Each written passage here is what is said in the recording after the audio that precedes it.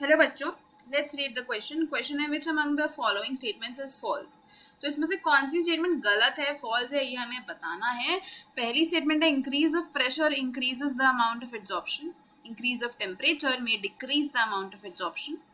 Absorption may be monolayered or multilayered and particle size of adsorbent will not affect the amount of adsorption. चार statements ये हमें दी हुई है। अगर हम इस क्वेश्चन में देखें तो हमारा की कॉन्सेप्ट यहाँ पे क्या होगा? हमारा की कॉन्सेप्ट यहाँ पे फॉर ऑब्वियस रीजंस एड्जॉर्प्शन ही होगा, क्योंकि हम एड्जॉर्प्शन की ही यहाँ पे बात कर रहे हैं। देखो एड्जॉर्प्शन क्या होता है, अगर इसको हम डिफाइन करें तो it is the accumulation of the substance on the surface rather than the bulk, है ना। मतलब इसमें क्या होता है कि एड्जॉर्प्शन एक सरफेस फिनोमिना है।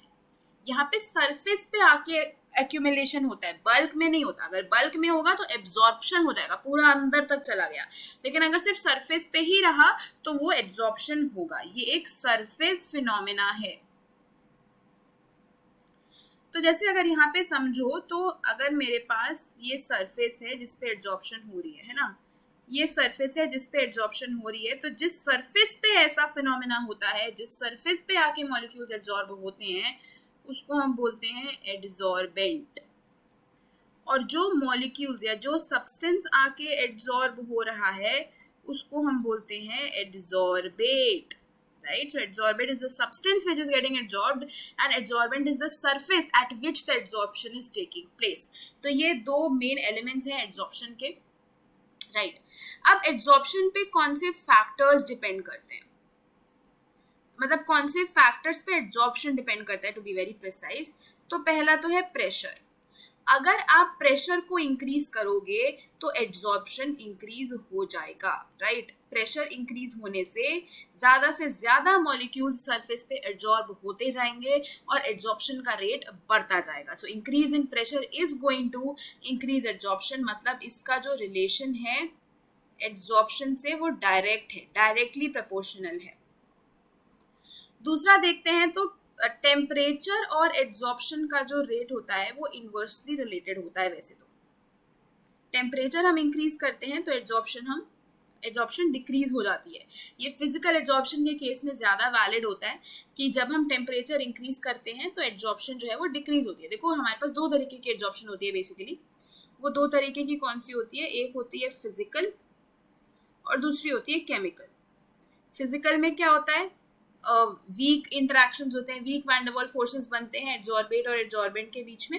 और केमिकल में स्ट्रॉन्ग केमिकल बॉन्ड्स की फॉर्मेशन होती है। तो increase in temperature may decrease the amount of adsorption, ये स्टेटमेंट सही होगी। It is not always true, it is true in the case of physical adsorption, but chemical adsorption के case में पहले टेम्परेचर इंक्रीज करने से एड्जॉर्प्शन इंक्रीज करती है, फिर डिक्रीज करती है। इसलिए यहाँ पे ये मे वाली टर्म यूज की गई है।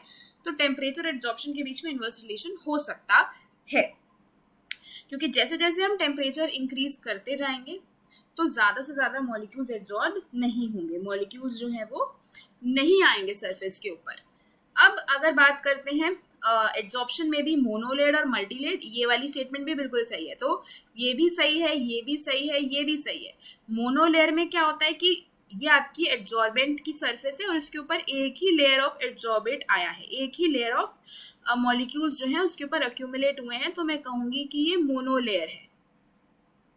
बट अगर आपकी ये सरफेस है सपोज और इसके ऊपर पहले एक लेयर ऑफ एड्जॉर्बेट मॉलिक्यूल्स आए, फिर उसके ऊपर और मॉलिक्यूल्स एड्जॉर्ब हो गए, फिर उसके ऊपर और मॉलिक्यूल्स एड्जॉर्ब हो गए, तो इसको मैं बोलूंगी मल्टी लेयर एड्जॉर्प्शन। तो मल्टी लेयर भी हो सकती है, मोनोलेयर भी हो सकती है।